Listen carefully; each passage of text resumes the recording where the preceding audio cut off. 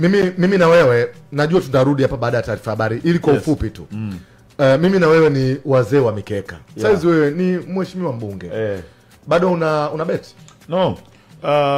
No. Yes, kuna juzi umechana na Simba ule unaukasikitika. Unajua kuna kitu kimoja Adela lazima watu wajue. Kubeti sio kosa kisheria. Ni kweli. Mtu kubeti sio kosa kisheria. Kwa hiyo vitu ambavyo mheshimiwa mbunge hatakiwi kuvifanya ni vitu vyote ambavyo vinavunja sheria za nchi. Ndio. Na ndio maana unaapa kutii sheria za nchi. Kama kitu chochote hakivunji sheria za nchi, kwa ni matakwa yako. Lakini sasa kuna vitu vingine vinaweza kama havivunji sheria, lakini sio vitu vya kistaarabu. Kwa mfano mtu kama Oscar ni mtu anaweza kunywa pombe akakaa juu ya meza akazunguka juu ya meza. Tulikaa sana wote huko, lakini wewe sasa hivi umekaa hivi. Ukiwa mbunge kupanda juu ya meza sio kosa kisheria. Lakini huwezi kwa sababu sio jambo ile hadhi yako. Sawa, kubeti sio kosa kisheria. Una beti?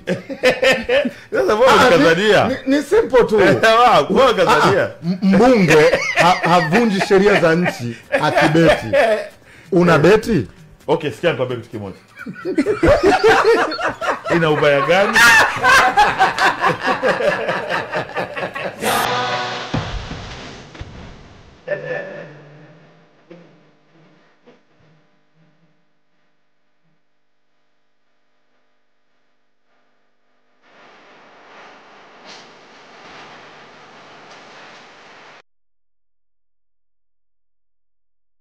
Kwamba huyu Baba Levo ni darasa la 7. Mimi nafahamu uwezo wako mkubwa sana.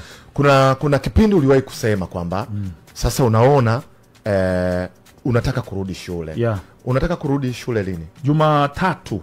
Ndio. Jumatatu hii inayokuja ndo na jiregister kwa ajili ya kuanza kidato cha kwanza. Form 1. Okay, kwa hiyo Jumatatu utakuwa unaanza form 1. Na jiregister form 1 tunaanza mwakani, mwezi wa kwanza. Shule zikishafunguliwa. Lakini usajili unaufanya Jumatatu. Ndio. Unacheka nini Adela? Kuna ubaya gani? Yes, na nitaka. Haina ubaya, lakini kuna ugumu sana. Oscar jana alipokuwa anazungumza namna ambavyo elimu ya utu uzima ilivyo. Ukimwona mtu mzima anasoma na anamaliza, mheshimu sana. Na wako watu wazima wengi wamesoma na wamesoma. Mimi nimekaa na watu ambao wamesoma wakiwa watu wazima wako bungeni mle ndani. Na ni watu ambao wana heshima kubwa sana. Tena mtu anainspire zaidi ni mtu kama Shigongo. Mheshimiwa mbunge. Ambaye ni mtu ukikana Shigongo hivi, ndio maana yule jamaa alikuwa na uwezo wa kuandika vitabu. Yule ni mtu hatari sana. Kwa mimi muda wote niko nyuma ya Shigongo, anza kujua sasa jamani Shigongo hanipi hela. Kwa hiyo Jumatatu unaenda kufanya usajili wa kujiunga na kidato cha kwanza. Januari uko ambapo itakuwa ni na tunasoma sio kwambia ni mkoa gani ambao najisajili make ukawi kwanza kunifuatilia kafika shule jamani. Walimu wajiandae.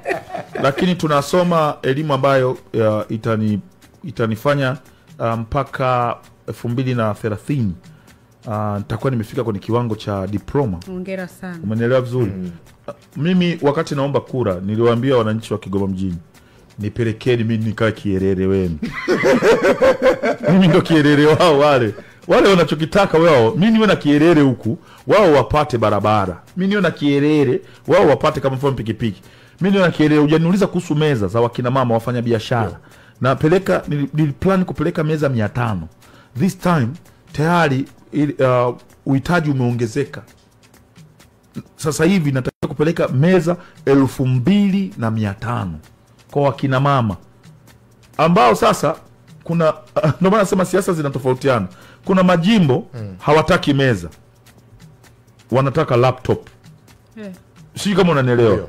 Yapo majimbo ndio mahitaji yao. Yes. Kwa mfano nimeona Mavunde, mheshimiwa Mavunde Dodoma pale.